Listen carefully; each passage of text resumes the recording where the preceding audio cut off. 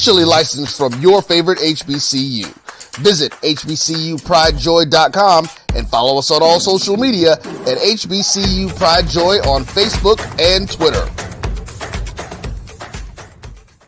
This is Bryan Fulford. A.D. Drew and I are co-hosts of the BCSN SportsWrap. We talk about all things related to HBCU athletics. From the games, teams, coaches, and fan interest stories, we cover it all. You can find our shows on Facebook at BCSN SportsWrap, YouTube at MyJBN Online, and everywhere you listen to podcasts like Anchor, Spotify, Google, and Apple Podcasts. You can also find the show on the Jericho Broadcast Network's app. Make sure to download. We look forward to you joining the conversation and being a part of the show. I'm returning to Clinton Parish, and Tampa's my community. I grew up here, went to school here, and my wife and I make our home here. What makes Tampa special are its people. So when I represent someone injured in my community, it's personal. Call my office and speak to a real lawyer and not some referral service. I will fight the insurance companies to get the settlement that you deserve. At the law office of Clinton Parish, we take the pain out of being hurt.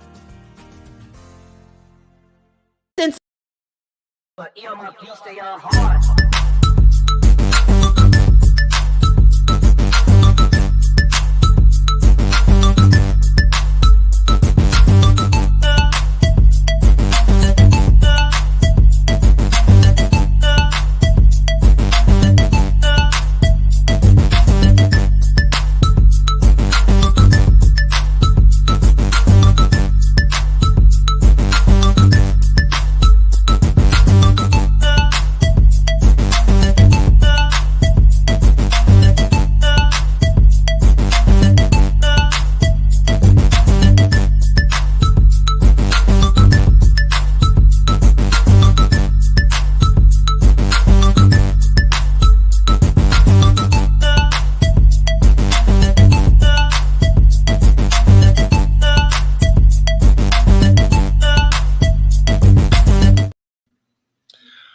Happy holidays. Merry Christmas to you all. Bryan Fulford here, live in the BCSN Jericho Broadcast Network studios in Atlanta, Georgia. A.D. Drew from his home office in southern Georgia, South Georgia. Drew, how you doing this afternoon? I'm doing all right, my brother. How about you, man? I'm good. See, I tried to respect your privacy. I didn't tell all the people where you live and everything. I almost slipped and did it. I didn't know if you want to keep your business and your home location, personal. So I said in South Georgia is where you can find Drew bumping around the counties of South Georgia. There you go. I'm just north of Tallahassee. We'll just put it like that. Oh, see, there you go. You giving away the business. I'm just sitting here sending out the retweet from my own personal Twitter account. Of course, you can follow me at DRB365. Drew, you can find him at BCSN Drew, where he is. Good to be on. Good to see Tamara T jumping in. That's what happens when you are connected with us on our Instagram. On our YouTube, Facebook, and of course, Chuck Hunt checking in, of course, on Facebook. And then, of course, today, Drew, we're actually streaming on Instagram. So there might be some people watching us on IG because that's a new feature that we have now. And if you're watching us on X, formerly known as Twitter, you can actually send us comments. We'll see those. So all kinds of new and exciting ways to connect with the fan base, Drew. I love it. Hey, whatever we can do to improve this media and get this story out better, that's what we're going to try to do. All right, so on today's show, hold on, I'm finishing this last tweet here. Even on my day off, I'm here. Let's go. Hold on, I'm sorry. You're catching me live in tweet form here. Live tweeting at the same time. That's why, just something new. Okay, so before we get going, so let me set the show. We're here for a good time, not a long time, all right? You know what that means. That means we're going to give you a quick, short, abridged version of the show. Roy's laughing. He's laughing when I said that. I want to be out of here in a decent time today. No 3 hours show today, folks. Sorry. I can hear everyone in the background going, oh, man, no Drew and Bryan for 3 hours. No, Not today. Coming up very shortly, real quick, Olivia Antilla is going to be joining us. LivForHoops is her name, and if you are not following her on X, you are missing out. And if you haven't caught any of her podcasts on YouTube, LivForHoops, that's LIV4FOR Hoops, you're missing out. I mean, look, former basketball player at Florida A&M. You've heard her on the ONG Strike Zone many times, and those of you who check us out. But she's also, she's been doing Twitter Spaces. I love the work she's doing. And for you and me, Drew, as basketball heads, I mean, it's good seeing somebody else in this basketball space, especially someone like Liv. I mean, not just of course she's a woman, but I mean, Liv she be throwing some pictures up on Twitter that be getting folks in trouble. I'm sure, not me, but they be getting folks in trouble. So it's real cool having Liv out there. But you'll get a chance to see her, talk to her. We'll talk to her about the basketball season, Drew, coming up here. Well, the football season is officially over, Drew. Are you sad? There's those tears. Yes. Yeah, the season is over. What is the storyline? What's the thing you will remember about this season? Let me give you three of them. Oh, let's see. Three, okay. Yeah. Number one, and in no particular order, FAMU. Willie finally getting it done. That has to be the storyline, getting over the Jackson State hurdle and getting to the Celebration Bowl and winning it. So that has to be one storyline. Benedict would have to be another storyline. Another perfect season for the Tigers of Benedict. That has to be storyline number two. And if I had to go with number three, the changing landscape of coaching. I don't think I've ever seen so many mid-season changes with coaches and then buyouts on this level. This is something that we have not typically seen on the HBCU level. So those would be my three top storylines from the 2023 season. All right. So I will go number one. And this is something we talked about, Life AP after Prime. Life after Prime, right? I think very significant in the first year of HBCU football without Coach Prime doing his thing at Jackson State and just the effects. I think it took a while for people to kind of move forward from that, and everything, especially when he was hot at the beginning of the college football season. Those reverberations down to the HBCU level were there. But then as his team started to cool off, so did the need to want to comment about him, and then it became, the hashtag Prime effect, which, a lot of people in Mississippi that they get kind of sore when you go hashtag Prime effect. And then but anyway, so that was my number one, Life after Prime. Number two, how about dominance from the top? And you just named the two schools. I thought there was a clear tier one at the non-Division I and Division I level that, I mean, you had clearly Benedict was on a level and no one else was there. Maybe Virginia Union. Maybe. But even the Virginia Union season this year wasn't as dynamic as it was last year. Let's be honest, if we are. And then FAMU was on a tier by itself. I know North Carolina Central got people excited and a little moist early, but they flamed out in the end. Howard kind of came out of came out of nowhere, but nobody really was counting except for people in DC. Maybe half of them weren't even counting on Howard doing what they were doing. So I think that the tier for FAMU and Benedict, it was like them, and then there's everybody else. They were chasing their own success, right?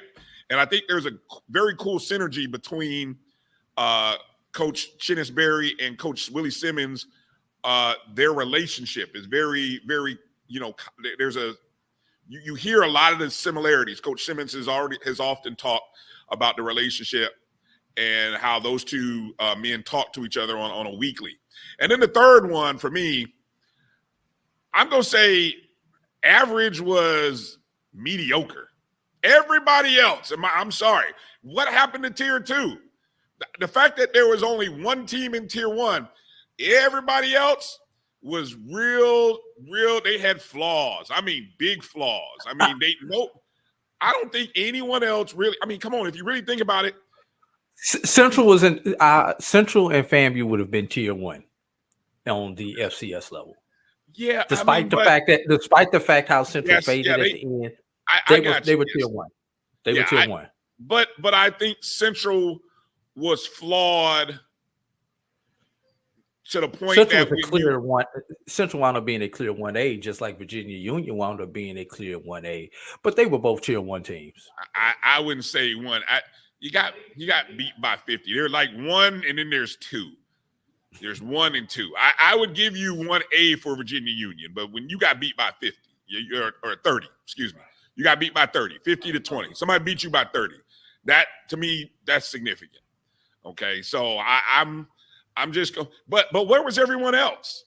The average was really average this year. It was really mediocre. I mean, there was a lot of teams with 4 losses. A lot of teams. I mean, what really should have been a story should have been the SIAC.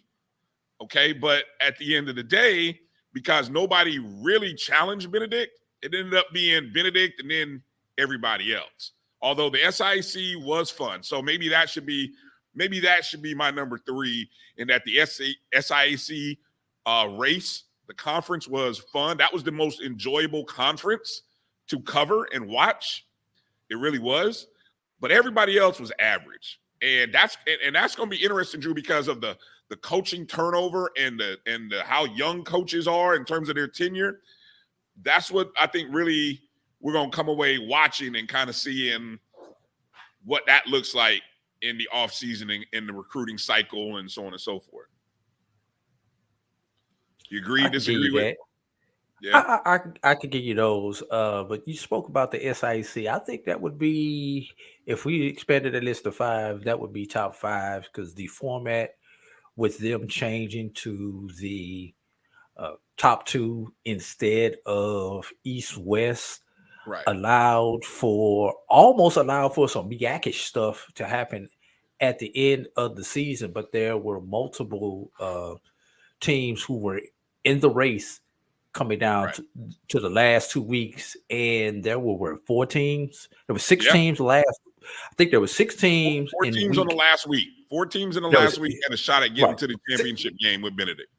And 6 teams on week 9 had a shot. Yeah. And the fact that you had your top 6 teams playing head to head in week 10. Great schedule. You could not, if you're Commissioner Anthony Holloman, you could not have dreamed of a better scenario. Talking about catching lightning in a bottle, they caught lightning in a bottle real fast. But let's get a couple other ones here. If I was to go one more, what about our non-conference and the, for lack of a better word, some of our FCSs took some bad non-conference losses. I mean, you had Prairie View went 0-4 outside of the conference despite being in the championship game. You had Alabama State losing to a Miles. You had Delaware State losing to, was it Virginia State or was it Union? I think it was State that they lost to. And then It was Norfolk State lost to Virginia State. Okay, it was Norfolk State. I'm sorry. Delaware State lost. Didn't Delaware State lose to somebody also? Wasn't it Bowie? I think it was Bowie. That may have been it. Delaware State may have lost to Bowie State. And then if we want to drop that down one level, Lane losing to Union, not Union, to Lynchburg. That was kind of a what the F. And then speaking of Lynchburg, that's a whole other subject for another podcast. Yeah, I have to get caught up on that. I stayed away from it. Just, I hate to say it, the significance of Virginia Lynchburg. I haven't dipped my toe into that water, but if they were not an HBCU, no one would pay attention. Case in point, there you go. So yeah, I mean, I would definitely go SIAC story number 3, then the average mediocre teams, and then my last. And since we did 5, my 5th one would be bye bye buddy. Who's next? Because a 20+ year career in Black college football, I would love to see somebody equal that. But, Drew, I don't know. I mean, the closest person right now might be – I'm not even going to go with the whole one school thing, because that's like kids staying in school for 4 years, playing 4 or 5 years at one school. Given the transfer portal is very rare, right? It seems very rare when you get a guy who came in his freshman year and stayed all the way to the end, right? You can count those guys probably on one hand at most programs. But I'll say – Buddy Pugh going 20+ years.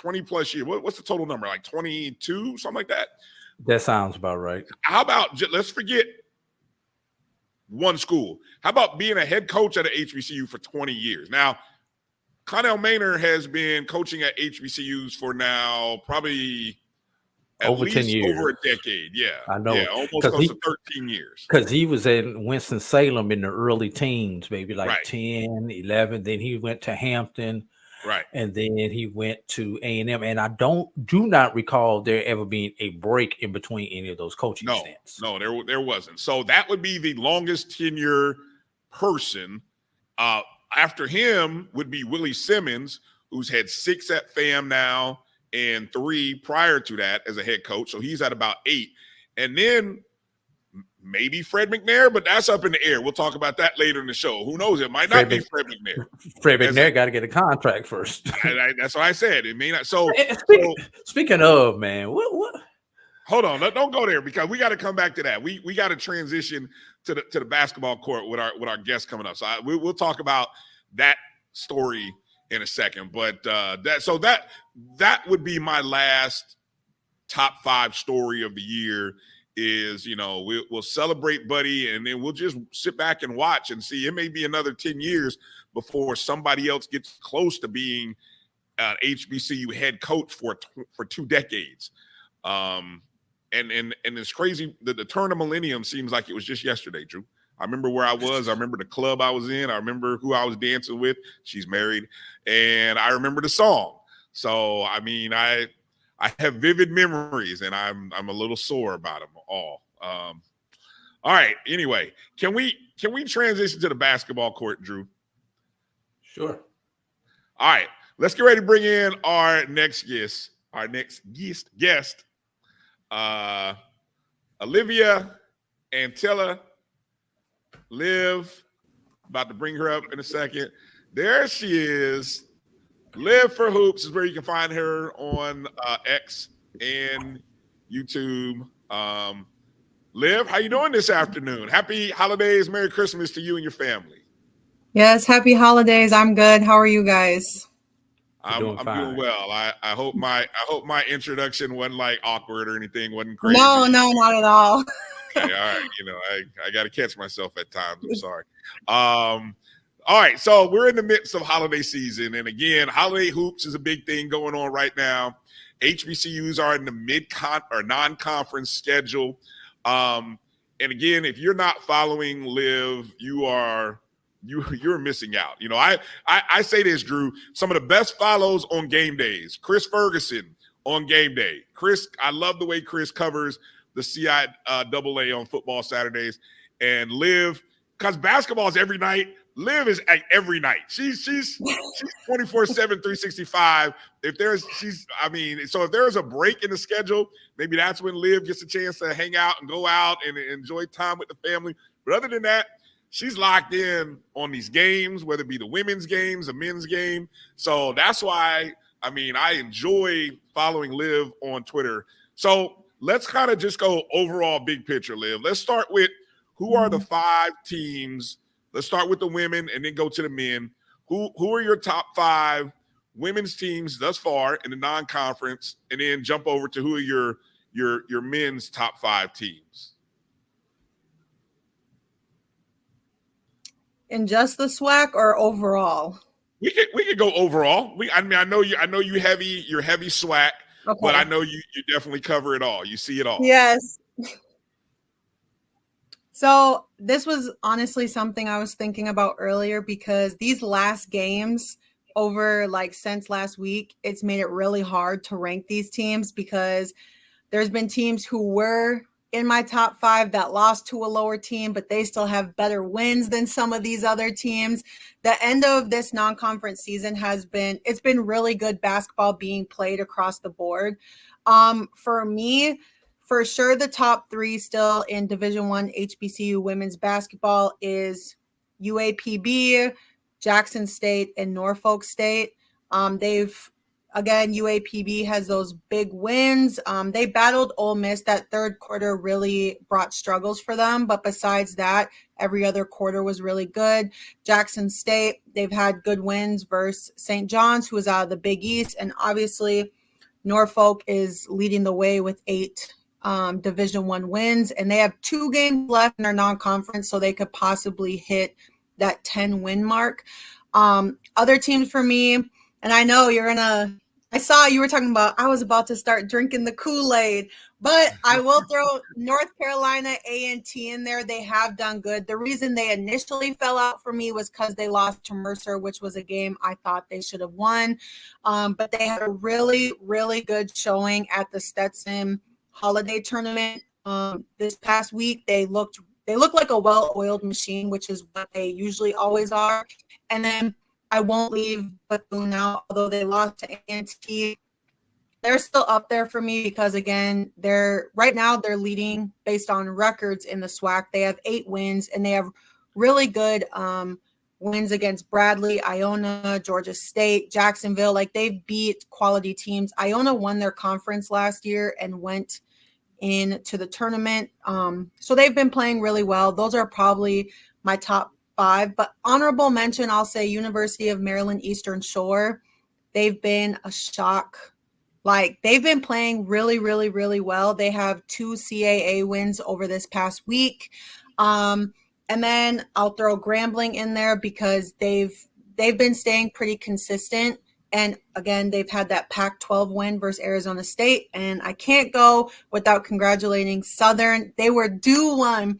They have been so battle tested. They have one of the hardest non-conference schedules. People forget that they took Miami down to the wire when they played at Miami. Then they went into Oklahoma. They looked so good the entire game. They really did. And so I'll throw them in there because that was a big non-conference win for them. I do admit the Kool-Aid, I almost drank it with Bethune. The minute I was ready to kind of start giving them some props, the men and women, and the women go and get dusted by A&T, and then I had to recheck. I'm like, wait a minute, how come I haven't been paying attention to A&T? And I noticed they had to win over Wake Forest. Norfolk didn't get the win over Wake Forest. A&T was one of those teams that, last year, weren't they in the top 3 in the CAA? They finished at the top of their conference last year, yeah. Yeah, so they might be able to do something this year. I'm surprised we haven't heard anything about Howard. You mentioned your surprise team. Howard's women usually have been in the mix lately. Yeah, They've had a few really close losses. I know one of their players got injured at the beginning of the season, so I'm sure they're adjusting because she was one of their like quote unquote go-to players. But once conference play starts, as we all know, like the non-conference records don't mean a lot once we get into conference play because we roll those balls out and it's different. I do think they will still finish towards the top of the MEAC, but we'll see once conference play starts. But I think everyone's like looking at their record like what is going on, but I'm pretty sure they'll be fine. Drew, will you jump in on this, because one of the things that I watch now is I watch these conference RPIs, because you and I will get to talking in late February and March about the importance of your conference rating. And it should be noted that the SWAC right now, out of 32 conferences, right, has a conference RPI of 13. And I don't know if I've ever, since we've been doing this, Drew, I don't know if I've ever noticed the SWAC being in the top 15. How about the first upper half of conferences for their women's basketball? Drew, explain a little bit how those conference RPIs work into favor at the end of the season. Well, basically, for those at-large teams, obviously they're going to seed out the top 16. If you've done anything with these seedings, it goes in kind of a snake form. 1, 2, 3, 4 get the or those 4 number 1 seeds that you typically see: East, Southeast, Midwest, and West. And then whoever number 5 goes in with the 4. And number 8 goes with the 1, and they go through that through the top 16. Those are the top 16 teams in the nation, regardless of whether they won conference championship or did not win conference championship. So they go through, they get all those teams out the way. All your, see, what are there? There's 30, I believe they're like 34, 35 at-large bids that go out there. Plus your conference championships, 30 some odd conference champions. So as they go through and they see these teams, the higher your conference rating gets, especially once you get past those Power 5 teams, that basically kind of determines what seed line you're going to go on. So if you're a conference champ and you got a good conference rating, that realistically means we are not playing on Tuesday night. That's what that means. You're correct. We should not be playing on Tuesday night, because Tuesday night, or there's 16 games. So there are 68 teams in the tournament. So that's 64, 65, 66, 67, and 68. Those 4 teams play on Tuesday night. And then they have another game where the number 11 seeds play. So what's that? 11 times 4. So that's 44 through 48 would tend to play on that playing game on that Tuesday night also, so that they have some higher seeds. Now, I'm just going to throw something crazy out there. Wouldn't it be ironic if we had a rating high enough were we not playing on Tuesday night in the 16 game, but wind up playing in the 11 game? Wouldn't that just be like the most ironic thing? Wouldn't that be the most ironic thing that could happen to us as HBCUs? Jesus, if that were to happen, but if that happens though, Drew and Liv, can we any chance the SWAC could maybe get 2 teams in? Like if the top 2 teams out of the SWAC do make it through the tournament, get to the championship game, could we all of a sudden maybe become a 2-bid league? Bryan, now you're wishful thinking. You are tripping. Wishful thinking, huh? Wishful thinking. Now we would very much so. Not buy it, huh? All right. What would have to happen for something like that for us to get 2 teams in? Realistically, Bryan, we would have to have a SWAC team that is so dominant with P5 wins, which we have something with a P5 win, but we would have to have somebody when they're playing all those non-conference games pick up 4 or 5 Power 5 victories, and then that team in turn would have to lose in the tournament so that your automatic gets in, and then your at large is a team that's highly rated. So the moment I start seeing a SWAC team receiving votes in the top 25, then or a MEAC team, then we can start talking about possibly getting the second team in the tournament. How about this scenario? I'm looking at statistics. I'm looking at net rating and quad 1 wins. Arkansas Pine Bluff, they're 1-2 in quad 1 games. Who was that one win against, Liv, that Arkansas Pine Bluff got? Arkansas. Okay. Yes. So that's a quad 1 win. But then Jackson State has a net ranking of 109. So let's just imagine Arkansas Pine Bluff and Jackson State running through the conference. I don't know, we'll talk about the likelihood of what that might look like. That's going to be tough. But let's just say they beat each other up, split wins and losses, and then just run through the rest of the league. At that point in time, that we might become a 2-bid league. I'm just saying. That'd Brian, be my scenario for it to happen. There's also one other thing that you have to factor in that, Brian. Every other mid-major to lower major conference has to go according to chalk. That means that their conference champions has to turn around and win their conference tournament, because that's what hurts leagues like ours when we try to get that second team in. All it takes is that team that's supposed to get that automatic bid not getting that automatic bid, and then you have to find a way to sneak them in. So that's the other thing that would have to happen, Brian. I'm sorry, Liv. I didn't mean to cut you off. No, you're fine. I was just going to say that scenario may work, but those two teams only play each other once. So I get what you're saying. I think in a few years that may be a possibility, but for this season, I think if someone said JSU and UAPB, a few games did slip away that I thought were very winnable and just like were single digit losses. I think if we had more of those big wins under our belt, that could be possibly a conversation. But the SWAC no longer even has a team ranked in the mid-major top 25. So. All right. Well, you're just a hopeful person. Thank you. You know that means something. I do. I'm a glass half full, hopeful person. I get beat up in a lot of places for being hopeful and optimistic, but I appreciate that. Let's go over to the men.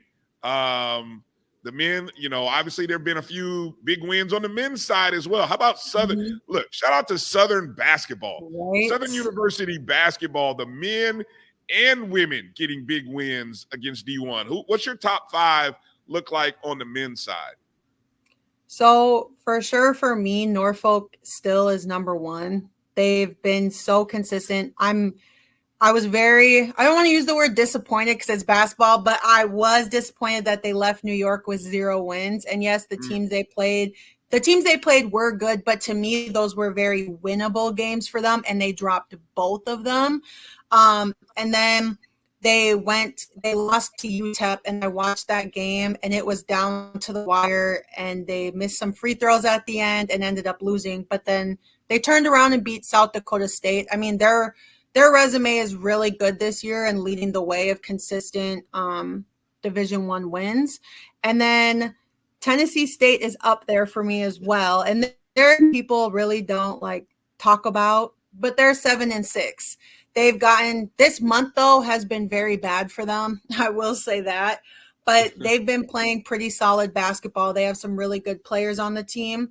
And then North Carolina Central, they just picked up that win against Longwood, who was ranked in the mid-major top 25. At that time, they only had 1 loss. Longwood was 12-1, and North Carolina Central beat them at home. That was a huge win for them. Obviously, Jackson State, I thought they have those 2 big wins, and then the showing at the HBCU Classic, they looked good. They came back against Howard, pulled out the win, and then they beat North Carolina A&T. I thought they looked good both games, and they're a team I'm really intrigued to see how they continue through conference play. And then Southern, beating a nationally ranked team, I don't care what month of the year it is, was so big. They were in the SEC, and then they've also been continuously winning since that game. They have really good momentum. They're building off of each other. They're another team, too, that has a really good guard. They have posts who can score. Those are really the teams. An honorable mention is going to be Delaware. They're a sleeper team. They're 6-9, so they have a losing record, but they've picked up some really good wins this season. Those are the teams that have stood out to me. But as I've been watching through these men's games, there is a lot of good teams. Like Howard is a good team, but they seem to not be able to pull games out at the end when it matters. And I said this earlier, the SWAC is really going to come down to which post player wants to be the most dominant, because every single team has a really elite scoring guard. And that's pretty much their go-to person is that guard. So it's going to come down to whose big man wants to be done. Recently ranked, they were the longest team within the ranking, and their women's team is still ranked in the mid-major top 25. So both of their teams, both men and women are doing so well to start this season.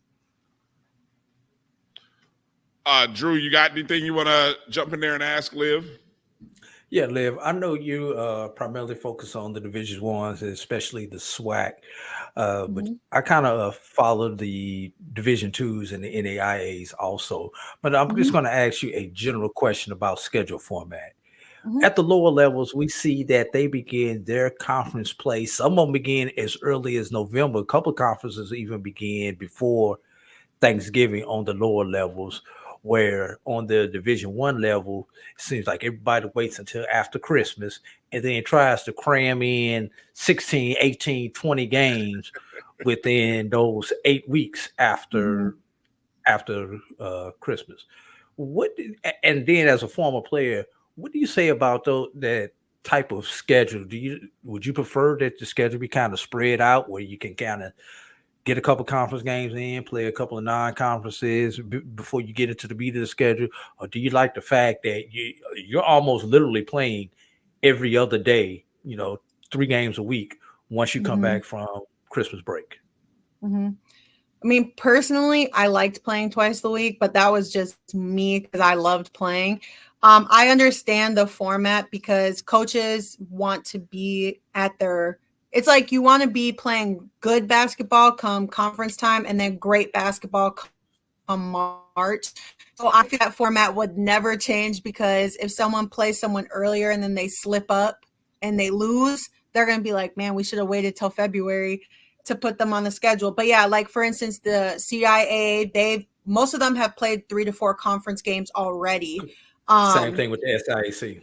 Yeah. So I understand that format. I think, with the traveling that comes in conference and then you're hosting at home, I understand why it's that way.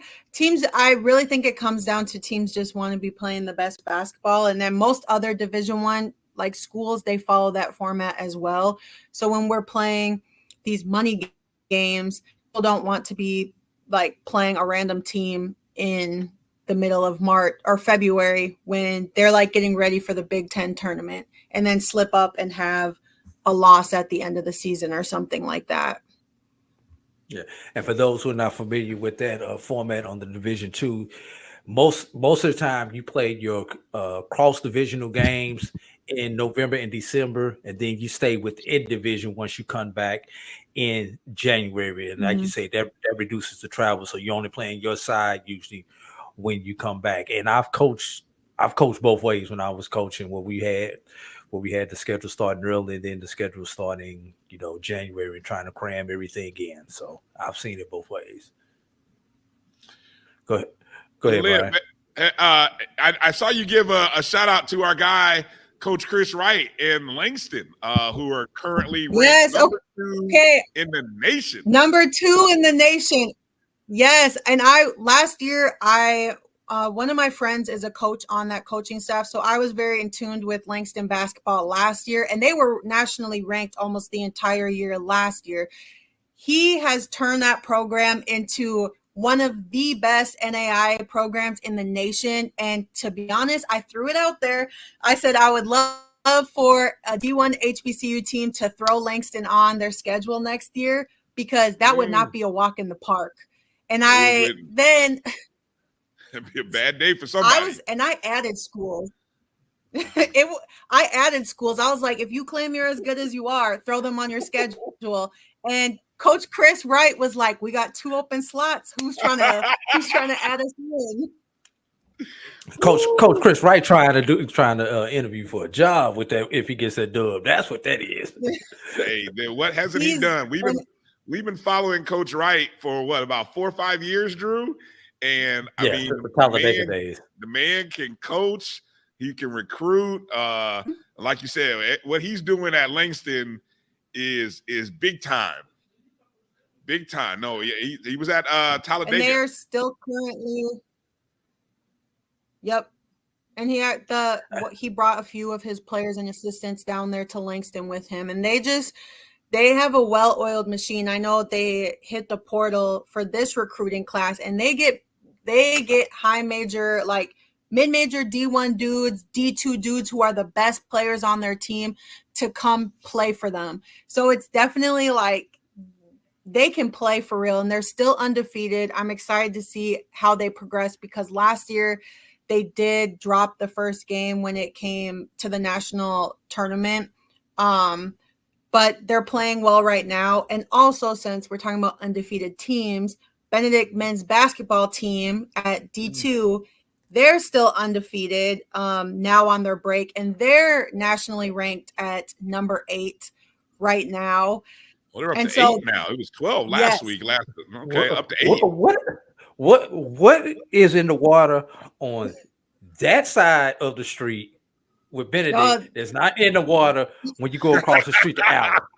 I just want to know, because you're wrong for that, Drew. You're wrong for that. Well, let's think about it. Your football team went through the regular season undefeated, and now your basketball team has come undefeated.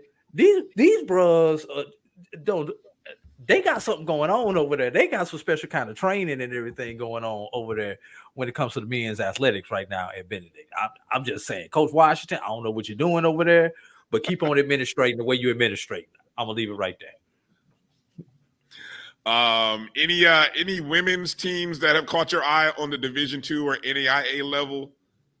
Yep. So Virginia State, they've been off to a great start. They're 10-1 right now and 3-1 in conference. They just lost a game 2 games ago, but they're actually number 19 nationally ranked. So we have teams at every level that have either at the D1 level, we have had 2 teams touch the mid-major top 25. We have D2 teams ranked. We have an NAIA team ranked. And also Fayetteville State right now, they're off to a great start. They're 9-1. Overall, they're 3-0 in conference. And there's at the D2 level, especially in the CIAA, there's really, really good basketball being played right now. And I know I can do a better job. I get so caught up in everything, but there's really good basketball. And also, last one, Florida Memorial last night played Florida Gulf Coast. They took them into overtime, and they only lost by 3, and that's because FGCU got off a 3 at the last second. And so that's crazy for an NAIA HBCU to go toe-to-toe with a Division I team till the very, very, very end. So I was like, man, that was so exciting. I woke up this morning and saw that. And so it's just really, I'm glad that HBCUs at every single level are putting on, not even just for basketball, but obviously for football. They've done it for softball. They've done it for volleyball. And so all sports are just they're handling their own. And those are things we love to see. And correct me if I'm wrong, both Florida Memorial men and women are having outstanding seasons this year. Yes, they are. They are. All right, so this brings me to a great question that it just came to me. It's been germinating in the back of my head. We and Drew, and we're gonna bring Liv in to help us determine this. This year, the BCSN SportsWrap, we're going to do the best basketball program, men and women. So we're gonna take the men and the women, and we're gonna say which school is the best basketball school.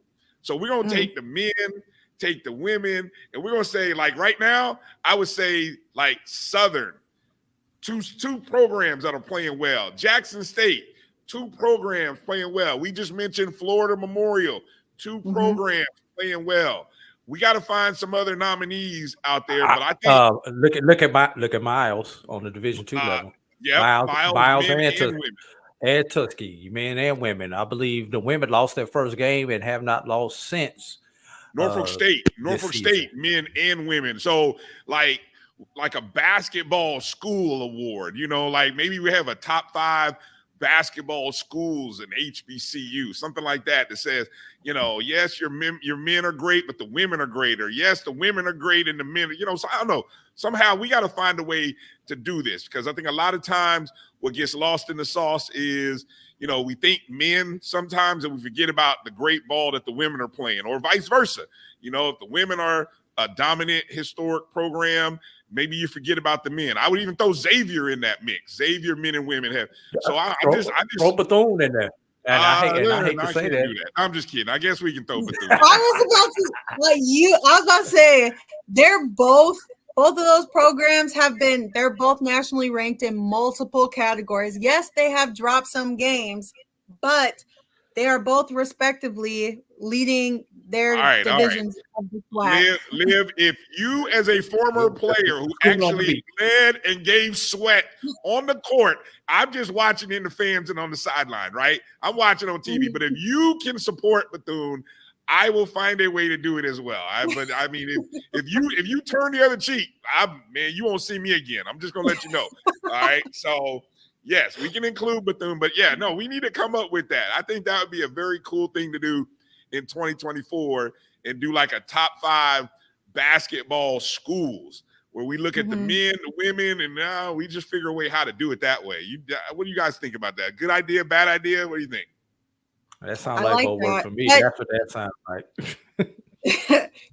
There'll have to be specific criteria, because then people are gonna be like, well, how did you come to that? Why did you pick that? Like, just criteria. But I think that's a good idea, and also be the best coach across all divisions, women and men, just the top coach of the basketball season. Okay, we got some stuff to work on in 2024. Look, I'm gonna let you help draft that criteria, because we're analytics guys. We put up numbers and we look at the numbers, and then people will be fussing about, oh, well, that team beat so-and-so. And then Drew will tell them, but the numbers say this. And then I got to turn and look and say, yeah, Drew said the numbers. So we're going to find a way. These folks been trying to buy me a new computer for the last 4 years, even though I bought 3 in the last 4 years. But I don't care if I buy it back on a PC. It ain't good enough for y'all. Yeah, exactly. So, yeah, you watch when we come out with the BCSN top 5 in January, which is all computer-based rankings, Liv. So, we let the computers do the talking. We know you do a great job of evaluating everything you see on the floor, but sometimes we let the computers do the talking. So when you see our rankings are all computer-based, all numbers, all analytic numbers driven. So that's why sometimes people – they get in their feelings, especially at the beginning of the season. But guess what, Drew? What always happens at the end? Usually it comes out about right. Market correction. Market corrects itself. Right. All right, Liv, let me get you out of here. So any up? Let me. Okay, I'll ask this one question. Best win on the women's side is by who against who? Best win. It has to be UAPB versus Arkansas in Fayetteville. And that was the first ever Power 5 win that UAPB had. So that was it for me. All right. Best win on the men's side against who? I mean, there's only one team that beat a nationally ranked team. Hey, and it was Southern versus Mississippi State. I don't care.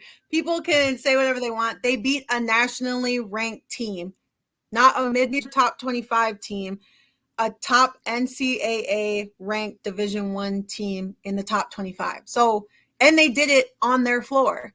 So for me, that was the best win so far this season, but there's still a few games left. Most teams play 1 or 2 games, and Norfolk, I know they go to Tennessee. There's still a few ones on there where there could be some big W's before December's over. All right, them boys, I love that. That is a great that's a great, there you go. Like it went pitch black in here. Great suggestion. Live versus the computer. That's new segment. Live versus the computer. There we go. There we go, Drew. We'll see. We'll see. There we go. We're gonna add some fire to this one. Live versus the computer. All right, Liv, give a shout out. Let people know where they can follow you, where they can support all the good stuff. Okay, 1 second. Yes, I know JSU beat Missouri, but Missouri was not nationally ranked. They were both SEC teams, and one was nationally ranked and the other was not. Was that a good win? Of course it was. But come on now. It was a great win, though. It was. I always respect basketball because they've been putting on, but I just had to say that because I saw the comment. But you can follow me on Twitter at LivForHoops, on my YouTube, LivForHoops, on January 5th.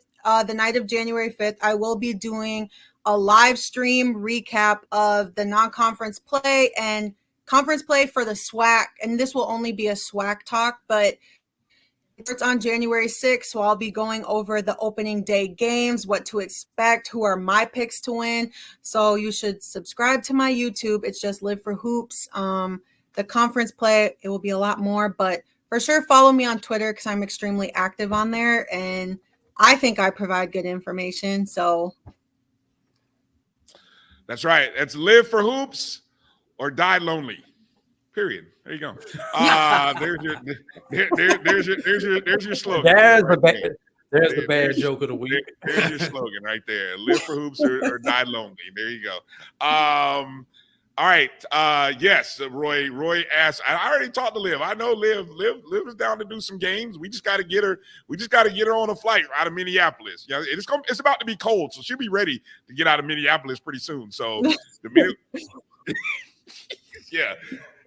So there we go. So all right, Liv. Merry Christmas to you, your family, and everything. I appreciate you. We appreciate you in all the spaces and places that you've made a difference this year, not only with the ONG, but with us and just everything in the HBCU diaspora. You are a great, I guess I could say new, but you're an excitingly new voice in this space. And I'm glad to see that people are gravitating towards your content. So Merry Christmas to you, Liv. Yes, Merry Christmas. Thank you guys for having me on. And Bryan, thank you for your nice words. It means a lot. So thank you guys. All right, let's take a break. We'll be back right after these words. You're watching the BCSN SportsWrap right here on the Black College Sports Network. Supermarket sushi, really? No. Wait, Troy, you work here? I'm never not working. Like Head & Shoulders Scalp Shield technology, up to 100% dandruff protection, even between washes. Never not working, huh? Oh, Troy, you're such a good teacher. Yeah, I know. Never not working. Never not working. Never, ever not working. Are you serious? Never not working. Dandruff protection that's never not working. Head & Shoulders Scalp Shield technology. The human voice has always connected audiences with experiences. Major brands all across America have trusted Kever's voice time and time again. Conversational, powerhouse, intelligent, and sincere. That's the voice you need for your creative marketing process. KEAVERSVOICE.com. Cover's Voice, Cover's Voice, coversvoice.com. Always on, all the time.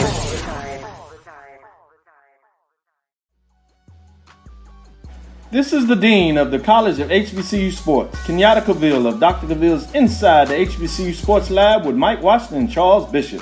Come mix it up in the lab where the course lecture is in session every Tuesday from 6 o'clock p.m. Central Standard Time on Facebook Live, YouTube Spreaker, or the BCSN app, as we discuss all things about the HBCU sports culture, including exploring the week that was in the sporting HBCU diaspora, as well as the upcoming week of HBCU Sports. With me, the Dean, the College of HBCU Sports, on Dr. Cavill's Inside the HBCU Sports Lab with Mike Washington and Charles Bishop. Course lecture dismissed. At Hampton Law, our primary goal is to provide non-traditional yet effective solutions and redefine the approach to client legal concerns. As your trusted legal advisor, we believe in sophisticated, personalized services that eliminate the confusion and complexity sometimes associated with legal matters. Our high standard for client care and concern, coupled with our extensive legal knowledge and skills, make Hampton Law a resource focused on the protection of the client's interest and overall goals. We value our clients and truly enjoy working with them. Visit thamptonlaw.com to conveniently schedule an appointment online. Tamika Hampton Esquire, 1631 Rock Springs Road, Suite 336, Apopka, Florida, 407-494-1471. thamptonlaw.com. Majesty is a premium health and wellness tea line focused on bringing delicious yet healthy tea blends to the community. Filled with an abundance of vitamins and antioxidants, we work to blend teas with exotic spices and fruits to produce scrumptious and wholesome beverages. So check us out at mymajesties.com. That's MyMajesties.com. My Majesties, an Urban Passport member.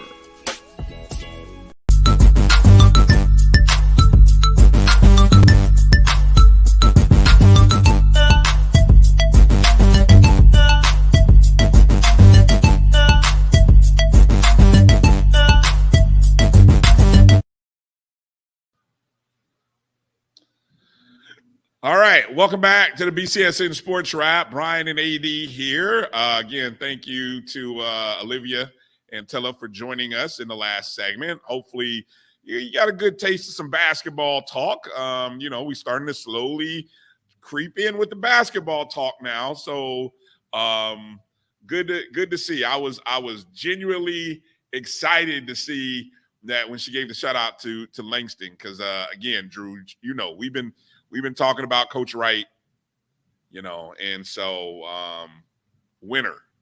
That's it, right next to his name, Winner. The dude he knows how to get it done. Just love it. And but I really think that basketball schools thing would be really cool to kind of do. So, all right, before we get into the top five, the BCSN final top 5 football rankings, I got to talk about, I saw we got a comment from Southbound 3000. The other one. All right. We got to talk, and he says we got to talk about our HBCUs not supporting the Celebration Bowl. Now, now what are we quantifying that support in? Are we quantifying that based on the viewership numbers, which that story? Well, but I mean, you say the stands, Roy. I mean, but 41,000 people showed up. Third largest crowd, third largest over 40,000. And this is year 8. So, well, okay, but still, that's me being a rattler, okay? If Roy gonna make a comment, he need to go ahead and grab a mic so we can hear him. Well, no, he said 30. He was reiterating the fact that 30,000 was me saying 30,000 that came from FAMU. I don't know how accurate that is. It did look like there were a lot of us over them being Howard. But hey, Bryan, let me cut you off. We want to talk about attendance. No, I didn't want to. I didn't. No, I but I want to bring something something. But I want to bring up something so we can put this one to bed, Bryan. This was Tamara, the you third most attended yes. Celebration Bowl Exactly. in history. Third And, over 40,000. Okay. Third consecutive over Third 40,000. consecutive. Yes. Okay. Now, so we had the record is 49,670, which was last year, Jackson State and Central. Jackson State, South Carolina was 48,653. So let's just call it for what it is, Brian. Let's just say the prime effect was worth 7,000, 7 to 8,000. Yeah. Correct. So what you did not have this year was a number of casual fans, because we can consider those 7 to 8,000 casual fans. Now the question is this 41 going to be the one-off because of the brands that were there? Because we had two national brands that were there, Florida A&M and Howard. Outside of Jackson State being there, this was probably next as far as brand recognition. This was probably the best one. And Central and Howard are probably the only two brands left in the MEAC. No, I don't know if Norfolk will be considered a national brand. I don't think so. They're probably tier 2 when it comes to national brands. And Central is really tier 2, except for the fact that they're hot right now.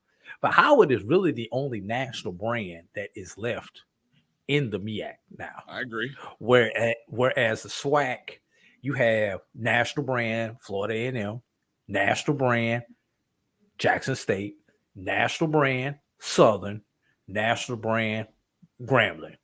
Now, problem with Grambling is Grambling doesn't travel like those other 3 SWAC schools that I mentioned. But if you're just talking about brand on a national level, yes, Grambling, because of Eddie Robinson and the history with Eddie Robinson, has brand recognition. Now, here's something else, Brian. The 41,000 is the largest attendance in the Celebration Bowl. If you take the 2 Jackson State appearances out, this is the largest in the Mercedes-Benz Stadium. Let's go back to the history. First Celebration Bowl, 35,528. That's number 4 all time. 35,528. Celebration Bowl 2, Grambling Central, 31,096.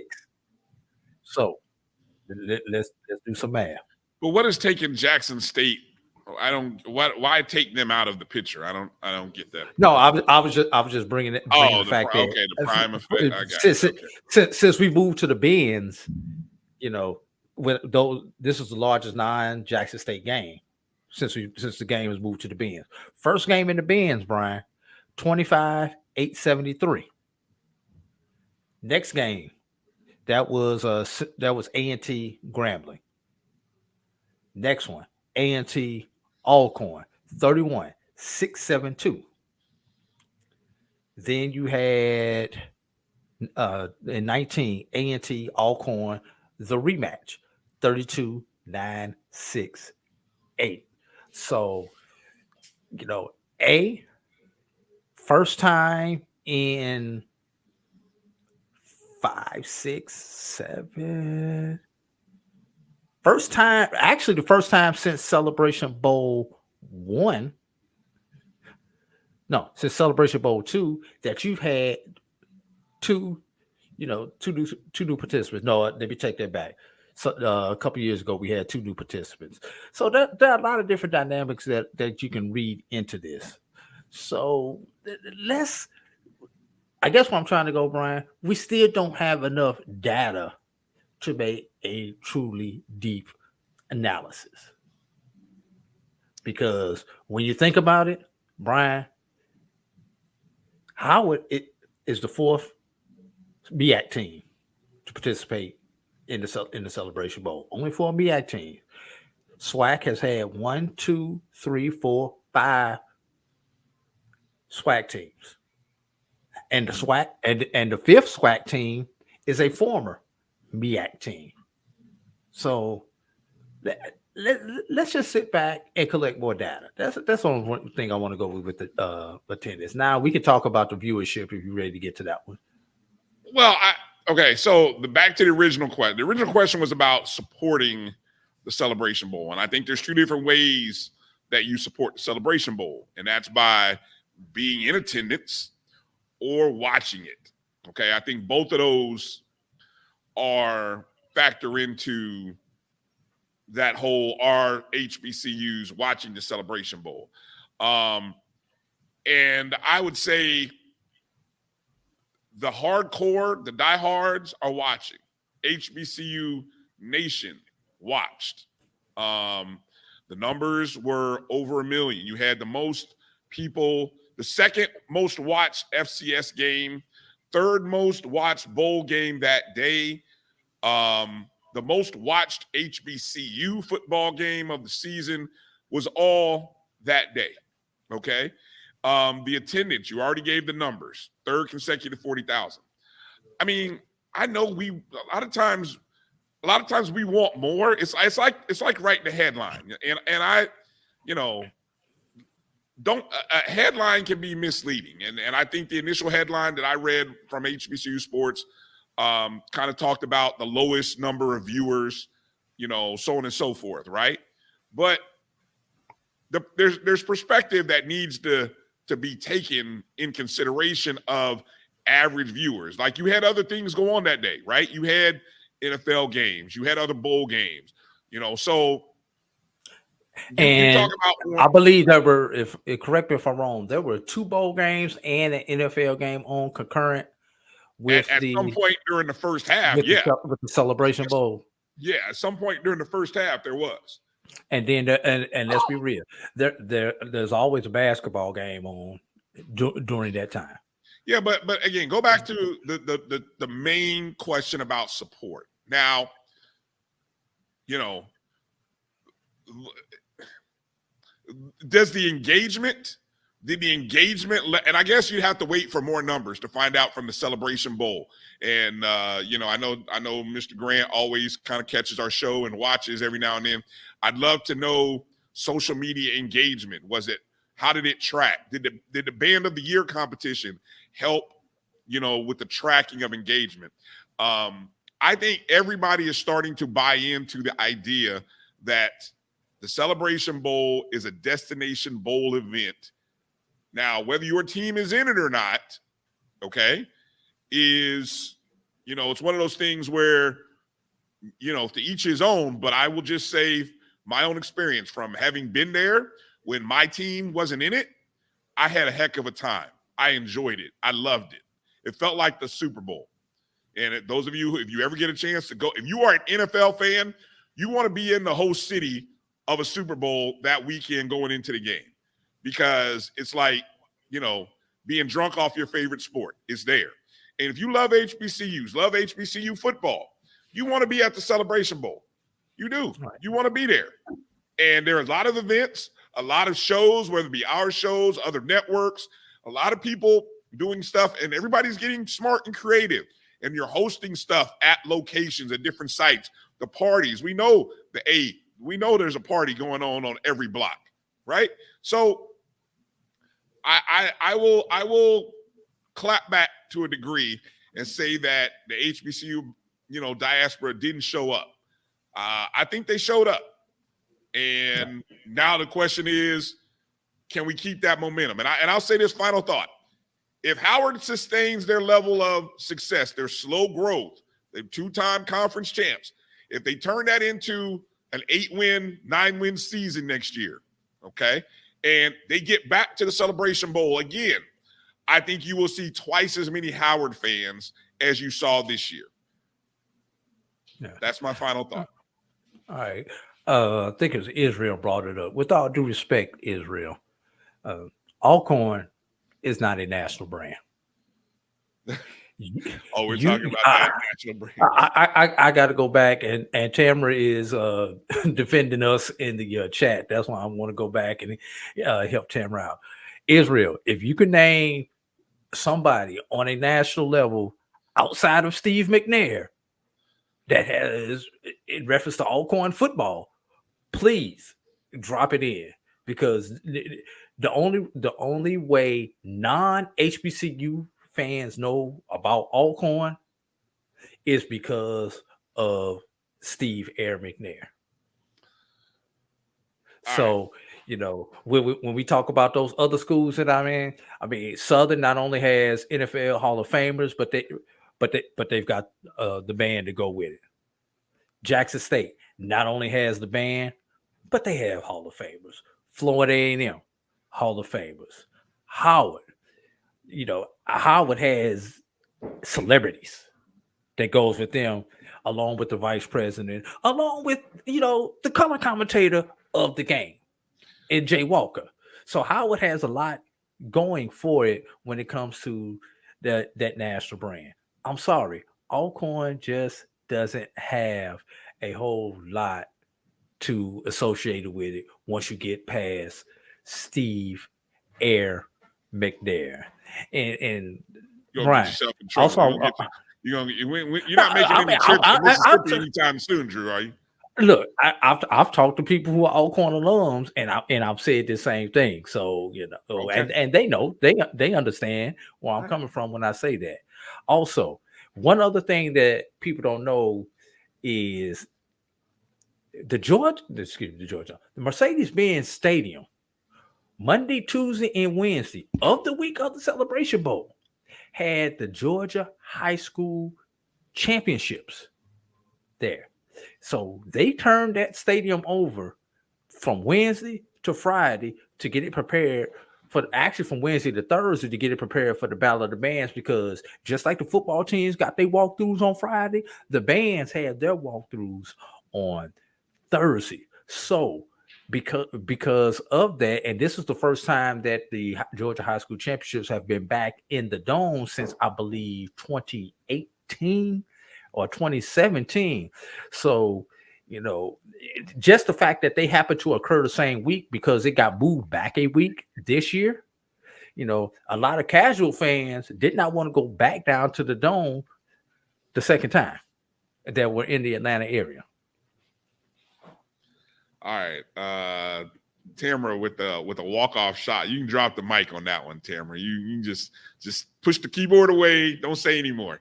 You just all right. Y'all gonna learn to argue with Tamara T. Y'all gonna leave my girl alone. Leave my sister girl alone. I got your back, man. But okay. Hey, I appreciate the question. Appreciate the thought. I would love. I can't wait to see more metrics from social media engagement regarding the Celebration Bowl. But again, I think fast forward. I think and here's what I've noticed, Drew. As the conversation begins to talk more about adding not just a day in which, all props to the Beach Bowl, but when you have a day in which maybe you have a CIAA SIAC matchup, maybe the night before, or maybe you have that playoff that people are clamoring for. And I think Doc's show talked about it, where what would it look like if you took the top 4 HBCU football teams, the top 2 from the MEAC versus the top 2 from the SWAC, and then you had a playoff. What would that look like? I think just the creativity is coming, and but it just can't happen instantly, because we got to get people lathered up for it. And I think that's what's happening more and more, as people are getting lathered up for it. And so let's do this. Let me get a piece of that. How many years did we clamor back in the mythical national championship days that lasted for over 70 years on the 1A university FBS level? Over 70 years, over 80 years. We did not even get the 2 teams meeting for a championship until 1998, everybody. And then that lasted a few years. Then they improved upon that with what we have now, going to the 14 playoff. But even in the era where it was just the top two, what was it? The BCS, not the BCS. Yeah. When it was the BCS, even though they got the top two teams, there was still arguments about who the top two teams was. And they had to come up with, they had to come up with the formula just to get the top two. Yeah. If you understand what I'm saying, they were going with computers. They were going with the newspapers at that time. AP, UPI, CNN, USA Today. They were going with those polls. Then they came up with this. You remember the one year or a couple of years they had this formula where they had about 12, 13 different ranking systems. Yes, I remember that. I remember that. And then they finally scrapped that after about a decade and went to the 14 playoff that we have right now. And now you see all. And people still not satisfied. Hell, look what's happened across the railroad tracks. They get the conference is suing Florida State to try to keep Florida State from leaving. And I'm still trying to figure out why the hell are y'all worried about this if the thing is going for 4 to 12 next year? Why are we worried about a freaking conference? That's exactly at least that's not the argument. That's not the argument for leaving the conference. Right. If you talk about TV money and all that stuff, I get that argument. But the fact you got left out the playoffs this year, it missed me with that one because they're going to 12 next year. Even the TV money is sort of like, okay, there's this thought, and I forgot what the principle is called, but there's a belief that once you've made so much money, your life really doesn't change by adding more. Like the difference between a guy who makes 30 million and 60 million. Look, I know you're going to say, oh, he's got 30 more million. I get the joke. I get it. But in terms of does your life really change if you're a 30 millionaire versus a 60 millionaire? No. So in the world of college athletics, if you're making 50 million as a school and the other school's making 25 million as a school, are you really changing? Is your life any better? Are your facilities any better? Really? I mean, are you adding more sports, more players than the other school that's got 20 million more? Probably not. I can't quantify this. So for the quantifiable crowd out there, stay out my mentions. But I'm just saying there's no change. So you suing, think about this, Drew. You're gonna give up $500 million to get out of a deal that's paying you 20.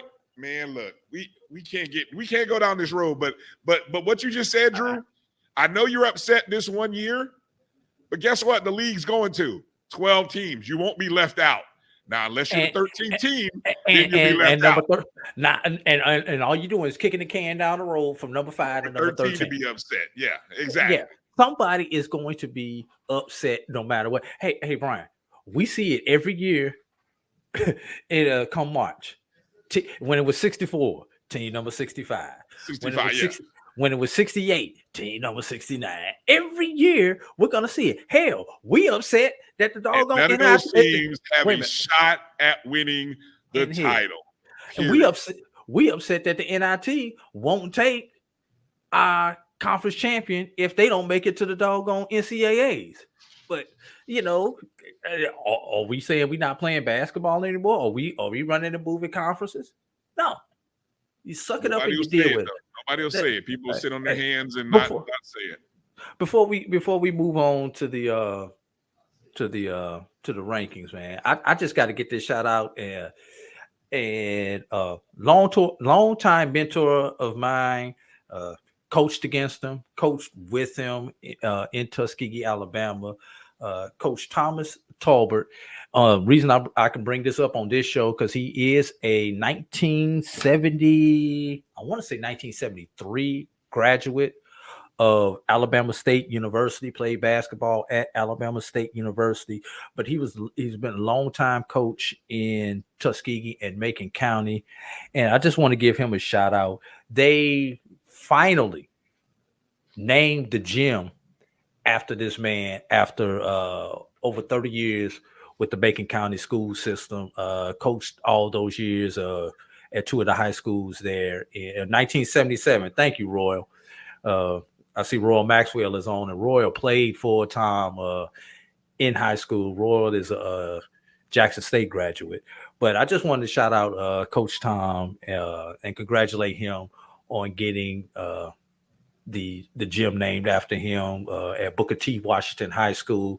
Obviously, another historic name that references back to HBCU, with Booker T being the first principal at Tuskegee University. So, Coach T, from the bottom of my heart, I couldn't make it down to Tuskegee today, but well wishes to you and the fam and everybody. Eagle Nation, Golden Eagles, love y'all. Okay, let's go to the BCSN final top five football rankings for the 2023 season. And again, our top five rankings, which begin after the first 4 weeks of the football season, are really a computer-generated ranking of teams' performance, taking into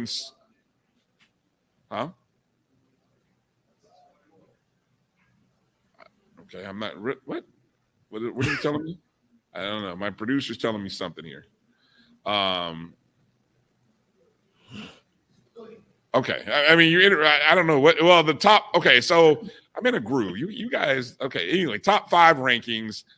Live. We live, Brian. Remember, we live. I know. But my producer's shouting in my ear about some. I don't know what he's shooting me in the ear about. But anyway, producer needs to give us some inner ear pieces so we can hear that stuff without everybody hearing. I don't want to enter earpiece with this producer who gives me irrelevant information at the wrong time and moment. Okay, let's start with the non-Division I level. Non-Division I level are teams that just missed the top five. So we call the next five. Essentially, this might be your 6 through 10. Okay, they were in the hunt during the season. In the hunt during the season. It starts with Miles College.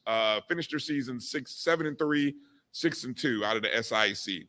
Fayetteville State made it to the CIAA championship game for I believe the 6th consecutive year. It's either 5 or 6. Yeah, 8-3, 8-0 in the Southern Division. Tuskegee, Drew's alma mater, finishes their season 7-4, 6-2 in the SIC. Edward Waters University, great year by the Tigers. Coach Morgan over there, 6-4, 5-3 in conference play. And then Johnson C. Smith rounds out the top 10, 6 through 10, by finishing their season 7-4, 6-2. Technically, they went to the bowl game, the Florida Beach Bowl. And, that was the 4th. Yeah, that was number 4. And what I found interesting, Brian, and I think because coming into that last game, Allen was sitting in that 9-10 slot. And the fact that they played an extra Division II game, even though it was a loss, and Allen had that one game on their schedule that was not counted. I believe that was week 2 against a non-countable opponent. I think that's the reason why the computer kicked Allen out and bumped Johnson C. Smith in despite the loss. All right, let's get into the final top 5 rankings. Finishing the 2023 season at number 5, Florida Memorial. The Florida Memorial Lions finished 6-4, 5-2 in the Sun Conference. A great season for Florida Memorial as they really set some first within their play in the Sun Conference. And this is a program. Drew? They reinstituted their football program during the pandemic. Yeah, 2020 during the pandemic. So this is just season 4. I think they'll be an exciting team to watch and keep track of because they had more than a couple games where they had over like 600 yards of offense. I mean, a couple games where they even hit the 700 mark. I believe they hit 500 against who did they play out the SWAC? Was they Grambling? Southern or Grambling? They did hit over 500 against Grambling. Yes. Yeah. So congratulations to Florida Memorial. Number 4, Virginia State Trojans, 8-2, 6-2 in conference play out of the CIAA. And no one will forget, Virginia State was rolling, got the opening season win against Norfolk State, and then I think they ran off 7 in a row before they stumbled, and then they lost 2 of the last 3, including their game against their rival Virginia Union. Correct. Number 3, Fort Valley State. The Wildcats finished the Florida Beach Bowl champions, 8-3, 6-2 in conference play. This is a team, Drew, that I'm glad to see the computers thought as highly of this team as I did in some of my polls, because I had Fort Valley State as a top 5 team, and I know a lot of people's polls did not. So I was glad to see the computers were thinking like I was based on the performance I saw on the field. So congrats to Fort Valley State finishing number 3. Number 2, Virginia Union, 10-2 season, 7-1. They won their first CIAA football championship for the first time in over 20-something years, if I'm not mistaken. Program's going in the right direction. Second year in the Division II playoffs, and what Dr. Parker is doing with those guys is really impressive. And Union is a team that I think is here to stay in the mix. Our number 1 team, the Benedict Tigers, for the second consecutive year. Benedict. Tell me, got to put the one finger up like he at church next time he do that. Yeah, excuse me. Benedict 11-1, 8-0. Second year in a row that Coach Chinnisberry led that team to an unbeaten regular season. Only other time that happened, or the last time that happened in the HBCU football world, was Connell Maynard doing it at Winston-Salem State. Coach Berry goes on after his success at Benedict. He'll be now coaching at South Carolina State. And I think we're still waiting to see who will take over the Benedict job. But, in summation, congratulations to Benedict College and what they've done. And whoever it is, hopefully they continue on with the tradition, because Coach Berry has left it better than when he got there. And at the end of the day, that's what it should always be about as a coach or even an administrator. Your thoughts, anything you want to add on Benedict, Drew? No, I mean, great run there by Benedict. Question is, like you said, who's going to be there and can they sustain it?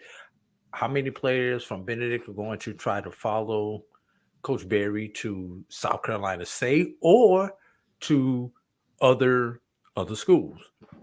So there's a lot going on in Columbia, South Carolina, because I've got those same questions about Allen, right, who's right across the street from Benedict. So, but once again, kudos, congratulations for Coach Berry. You did what you were supposed to do.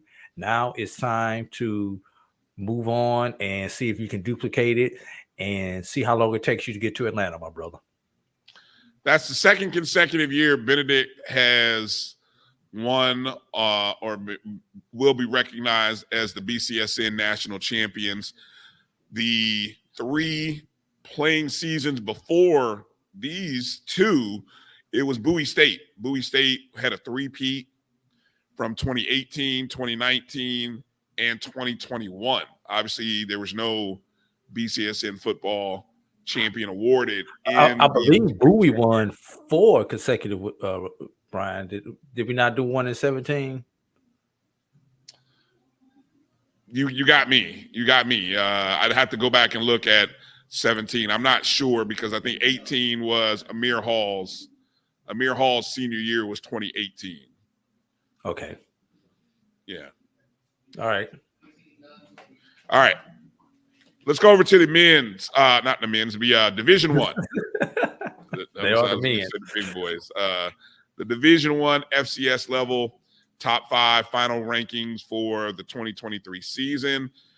Schools that were in the hunt and would finish 6 through 10 if it was a normal top 10. As you can see, 4 schools out of the SWAC, but number 6 is Hampton, which Hampton finished 5-6, 3-5 in the Colonial. Pretty good season for Hampton. Many people picked them to finish dead last. I think they had a couple of injuries that wrecked the season in the middle, but there was even a point where, you know, somebody on this show might have ranked them number 1 at one point in the season. You know, I don't know who that was, but I'll take part of that. Yeah, they were at one time, and then it kind of went south after that. But Jackson State finishes 7-4, 5-3. Obviously, it hurt lost the last game of the season. I think that hurt them. Prairie View finished the season 6-6, winners of the SWAC West, lost in the championship game for the second time in the last 3 seasons. And what hurt Prairie View was 0 non-conference wins. Yeah, exactly. 6-2 was what was needed to be done. Southern, with by nature of probably winning the Bayou Classic, now head coach Terrence Graves will look to see what he can do in a full season for Southern. They finished 6-5, 5-3 last year. And then Alabama A&M comes in last, 10th, 5-6 overall, 3-5. Brian, we had to go 5-10, and Alabama A&M was like the best of the rest. Yeah, what's interesting? What's interesting is among FCS schools, I think there were only 8 that finished with a 500 or better record. Correct me if I'm wrong. There were only 8. Well, if you look at our top 10, 2 of our top 10 are 1 game below 500. Yeah. So you are correct. Yeah. But Alabama A&M second consecutive sub 500 season. So we'll see. Interesting times ahead for Coach Connell Maynard. All right, let's get to the top 5. Let's see what they look like. Number 5, Tennessee State. Coach Eddie George. A good, I would say, he's going on the right direction. Under disappointing season, because the season started well. I thought the first half of the season they were pacing like this could be a team that wins the OVC, and then the second half of the season, the OVC happened. Yeah, the OVC happened. That's a good way of saying it. Yeah, it just kind of it bit them, and I think that's the next step. You know, they fared well against HBCU competition. I don't think did they lose a game against an HBCU team? I don't think they did. I don't recall one. They beat. They would have gone 4-0 if I'm not mistaken. If you look at their record, I think they 6. They would have played 5 non-conference games. I think 4 of those were against HBCUs. I think they went unbeaten. Here's an interesting thought, Drew. What if Tennessee State, who goes unbeaten in an HBCU schedule, non-conference, then somehow maybe wins the OVC? Let's just say that record was 4-2 instead of 2-4. Then they would have been 8-3. How much of an argument? And then they would have gone to the playoffs. How much of an argument would a team like Tennessee State have made towards having a claim to a Black College National Championship? It takes multiple wins in the FCS playoffs with a comparable record as whoever your HBCU National Champion Celebration Bowl winner is. And given this year with Florida A&M finishing 12-1, it would have really been tough for Tennessee State to get in. Same thing last year with the Central finishing 11-1. No, Central finished 10-2 last year, 10-2 last year. It would have been tough to get it. Now, if you go back 2 years ago when the South Carolina State beat Jackson State, that would have been a good path for something like what you're talking about to happen. Right. In Right. polls that do not automatically recognize the Celebration Bowl winner as a national champion. 3 seasons with Eddie George at the helm. He's going into year 4. Are we? How high? What's your expectation level? First off, how would you grade the performance? 3 seasons, and is the expectation 8 wins and a conference, at least a shot at the conference title or being in the hunt, 1 or 2 next year? Okay. How many wins did he have year 1, Brian? I think he had 7 year 1. Did he have 7 wins? He either had 6 or 7 in year 1. And then it regressed to 4 last year. If he had either 6 or 7 in year 1, then I have to give this season a C. Give it what? I have to give it a C. A C. Okay. A C. Because if you think about year 1, you came in, you won with somebody else's players, in theory. Year 2, you started getting your own players, and you took a step backwards, which is kind of to be expected. You were 2 wins better this season, so that's average. That is average. That's right where you're supposed to be. Doesn't average mean you've done what is expected of you? You haven't done. B means you've done something above expectations. A means you have done exceptional. Correct. So. Yeah. Yes. I give it a C. He met expectations. Okay. Tennessee State, Lawrence said Tennessee State had 4 wins. I was going back 2 years ago, Lawrence, if you know. Well, but 2 years ago, I think he only had 6 wins. I think that 2 years ago was his first year. He had 6. Then it went down to 4. Then this year he had back up to 6. I think so. So and John, yeah, this has to be the year. He cannot regress this year. If he does anything less than 6, he may find himself on the outside looking in. Dissatisfaction will rear its ugly head. And 5 wins. So this 6 wins was the best season according to Lawrence. 5, okay. He had 5 2 years ago, regressed to 4, and then jumped up to 6. So he's been all over. I got to get 7 wins and plus 500 in the conference, 500 or above in the conference. I'd say just flat out above 500, But I think the OVC is going to change. You won't have a 7-team league. I think they go to where there'll be more conference games next year. I think because of their merger, I think it's more conference games next year on their schedule. But they got to get some wins in the transfer portal too. I could just be missing it because I'm Brian. They need to get some wins. Nobody wants to play in an empty stadium. Ooh, okay. Let's move on. That's a shot.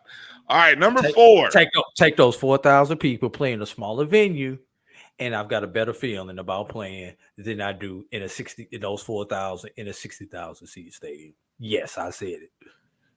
All right, number 4 is Alabama State. Finished the season 7-4, 5-3. Now they lost their last game of the season.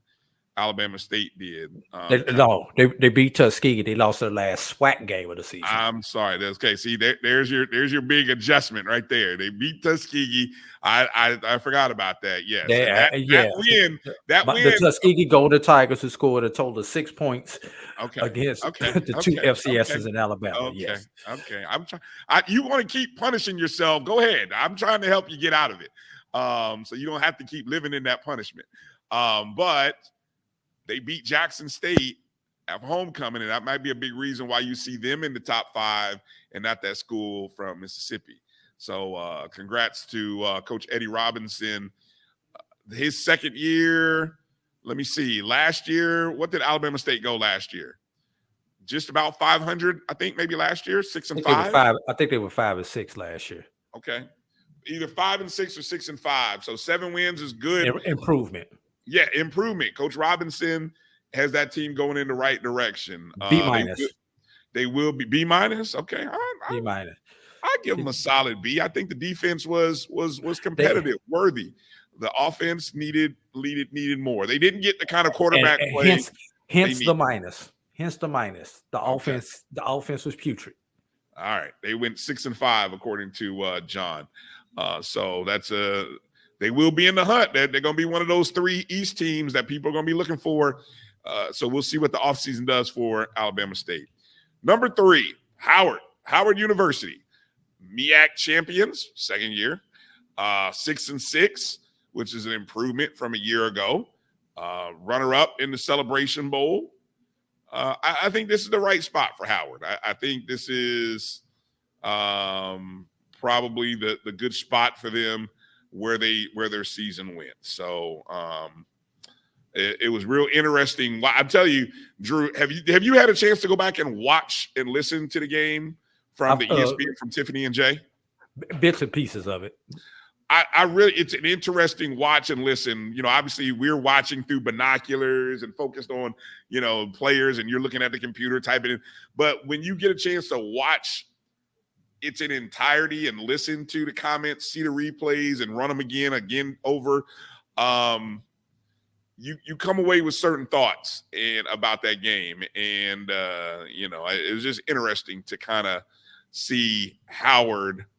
It makes me want to go back, and Howard fans should just really appreciate that North Carolina Central game. That's what watching the replay of the game makes me say.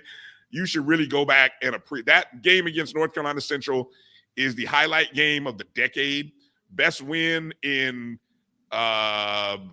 might be this millennium for Howard because it won you a title that you probably wouldn't have got any other way. And so I think you ought to celebrate that game and watch it on replay as many times as you can. Can I answer G Boom's question while it's on the while I see yeah. it right there? Go ahead and pop that one up if you would, Roy. I got it. Let's see. Basically, and looking at the numbers that the computer put in, PV, despite the fact that they finished second, 0 non-conference wins. Bama State, even with the loss to Miles, who was a Division II, still had non-conference victories that they had there. Who were the kind of non-conference wins, Drew? Now you got me going back and looking, but I know one of them was Tuskegee. Yes, one of them was Tuskegee. And didn't they beat Southern? That game did not count. Yeah, that game did not count. So that was a game against Southern. Right. And also, Boom, the strength of schedule, the East strength of schedule just among itself was better than the West strength of schedule against those teams playing against each other. Those teams were rated higher. So again, just something to put out there. Yeah, and this is computer generated. Computer generated. This is not opinion. Right. This is an opinion. This is an opinion. Strength of schedule, non-conference victories. Yeah. And even with one of them being a D2 school. And margin of victory goes into it. And if I remember, Prairie View got blown out in 2 of those non-conference losses, if I remember correctly. Oh, yes. Even a conference game they got. But anyway, yeah. All right. All right. Love y'all. Number 2. I think we all know who number 2 is. North Carolina Central finishes 9-3, 4-1 in MEAC play. You know, a bad night denied us the matchup that I know the HBCU diaspora wanted. Now, if that matchup would have happened, North Carolina Central versus FAMU, would that have broken the record of the 49,000 between Jackson and was it Southern or in South Carolina? No, Jackson Central was the record. Oh, that was the 49? Okay. I still think this would have came in third, but it would have been well north of 45. Okay. I still don't think we would have got to the 50, but we'd have been 45, 46,000 with that game. And Brian, remember when we got there, before we got the numbers, who called 41? You did. Yes, you did. Congratulations. Yep. I was a little higher, but you know, optimistic me.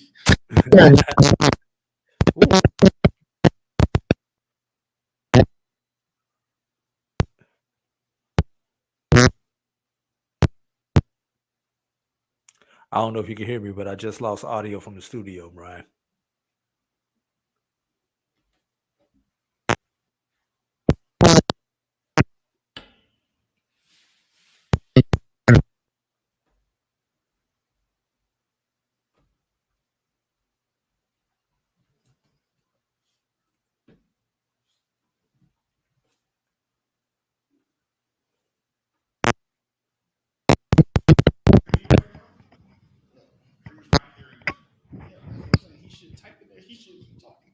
Hello.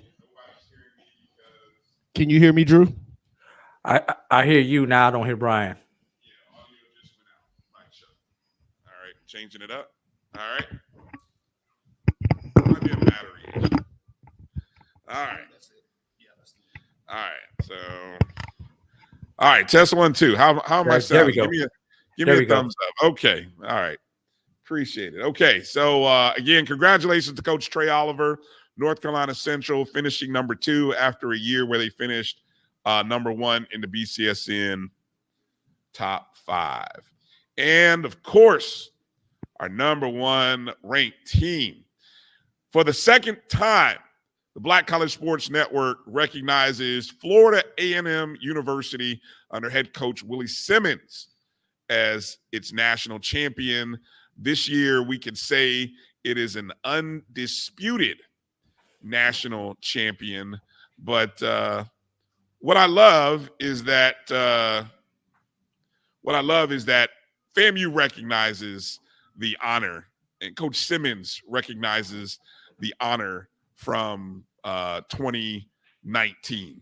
And so, hey, look, and you think back to the last few years, Florida A&M this year, North Carolina Central last year. Hold on a second. Whoever keeps flipping the slides, stay off the slides. I told you, keep your hands off the wheel. Damn it. Keep your hands off the wheel.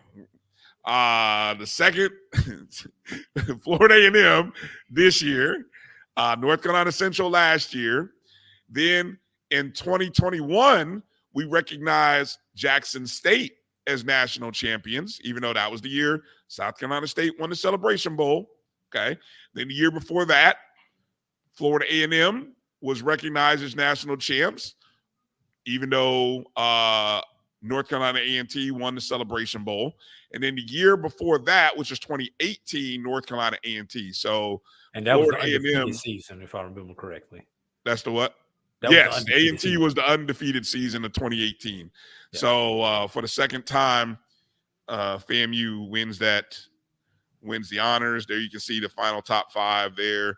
And then, of course, there's your beautiful graphic, Florida A&M 2023 Division I champions. Now, I was told, Drew, that championship rings were purchased for FAMU from Jostens for the 2019 national championship. And I don't know if those were ever distributed. I'm going to have to call up former AD Gaucher, and maybe I'll just ask Coach Simmons. And because when you think about it, the pandemic came before they could get it. Right.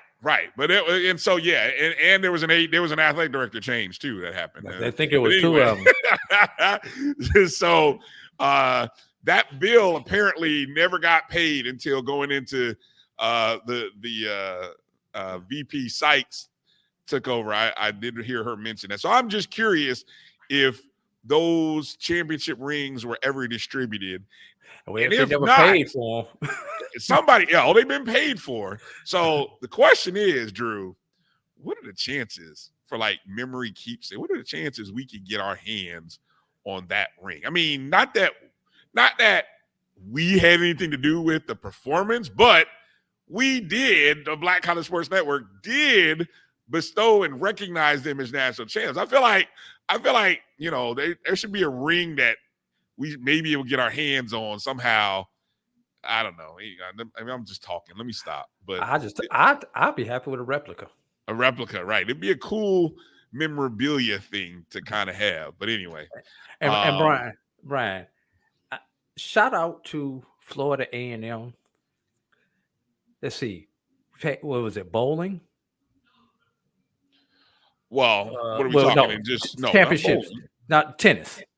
Well, are you talking where are you going with this? Calendar year this year. Calendar year, you had you started with tennis. Tennis, golf, No, not golf. You had baseball. baseball. Okay. Then in the then you had cross country. Yeah. Championship appearance and volleyball. Volleyball went to the championship game. Yes. And then you had football. So they won titles in 4 or 5 conference championship games in the 2023 calendar year, if I'm not mistaken.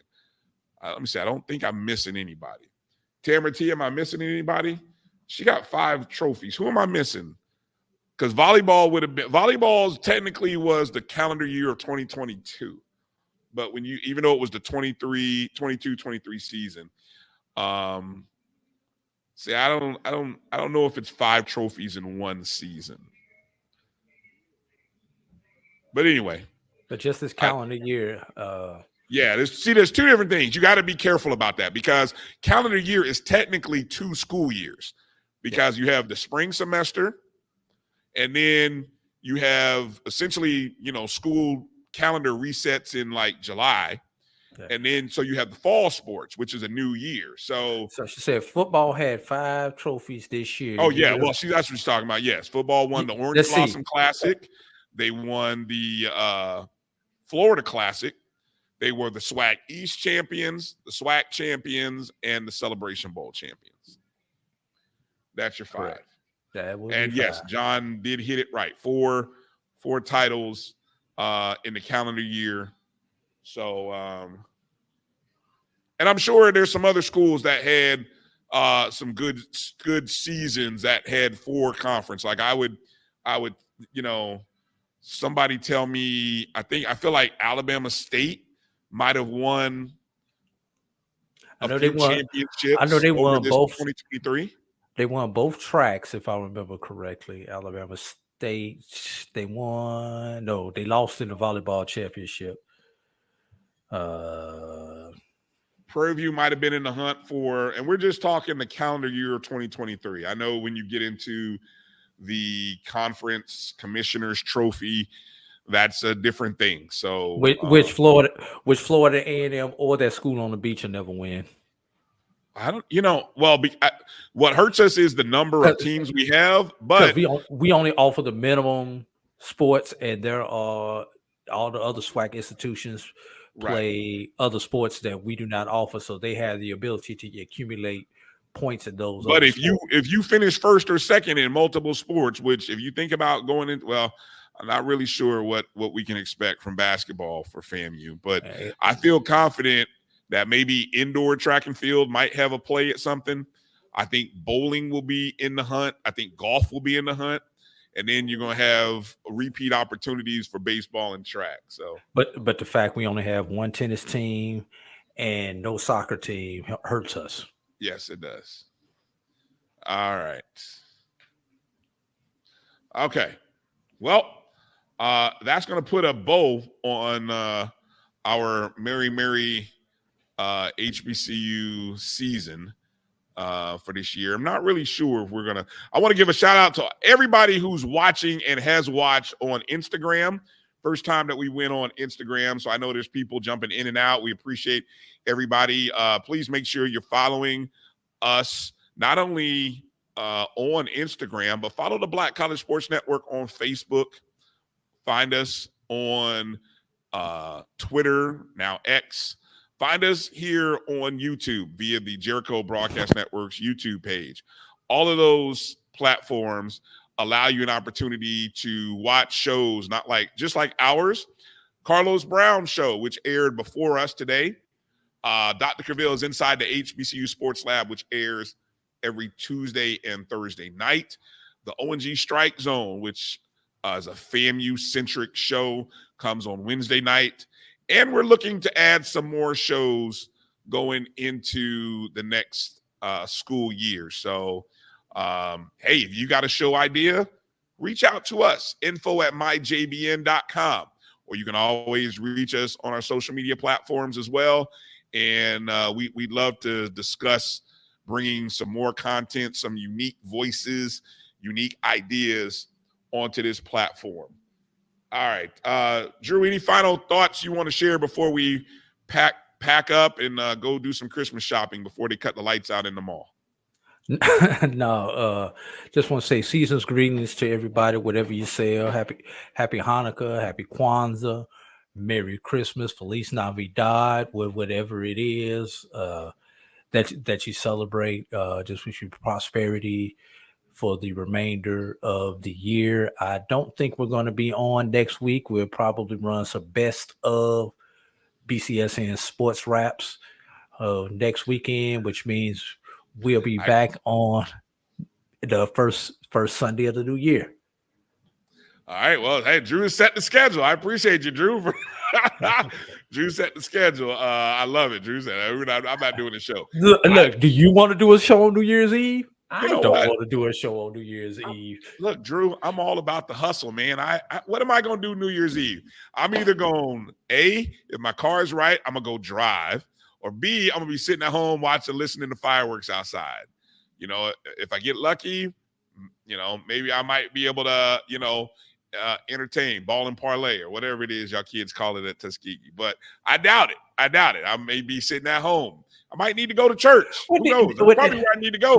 Exactly. Well, where I need to go, you know. If you are sitting at home, then you can watch the best of the BCSN SportsWrap as we go work over the next week to pull some clips of some of our most memorable shows and our most memorable outtakes and package them together. That's right. So I look forward to seeing the clips that you pulled, Drew, to help put together for that best of show. You see, he ain't got no suggestions for us, brother. I'm trying to give him the weekend off, but help a brother out. Just like, oh yeah, remember that show we talked about this? Yeah. All right. Well, look, maybe we have to go through some interviews that might be the easiest way is just kind of go through the interviews that we've done and just kind of clip those interviews. So what up, Doc Holiday? Yeah, what up? Shout out. And yeah, you know, so we'll see. We'll see. Who knows? Stay tuned. Make sure you're subscribed. Hit the bell button wherever you are. Hit the like button. Follow us. All that good stuff. We appreciate everybody for jumping in, and we'll kind of see. Maybe I have to do some shows because we gotta talk about some of this coaching stuff. And we ain't gonna talk about it now because it's time to go. But I mean, maybe I need. We could do a short, but I'm not down for 2 hours. Drew, you know we don't do nothing quote unquote short. What is that? Watch me. Watch you. Okay. One segment. Well, let's pick up go the show ahead and get out of record it. it. You record it and then send it to me, and then that way we'll do one-offs. We'll just do it like that. All right. Let's pick up the show and get out of here. Yeah, for our producer, Roy Evans, A.D. Drew from his home studio, me from the new JBN studios in Atlanta, Florida. Atlanta, Georgia. Yeah. Really, Stonecrest, Georgia. But can't we still call it Atlanta? Metro. Right. Our new studios in the Stonecrest Mall in Stonecrest, Georgia.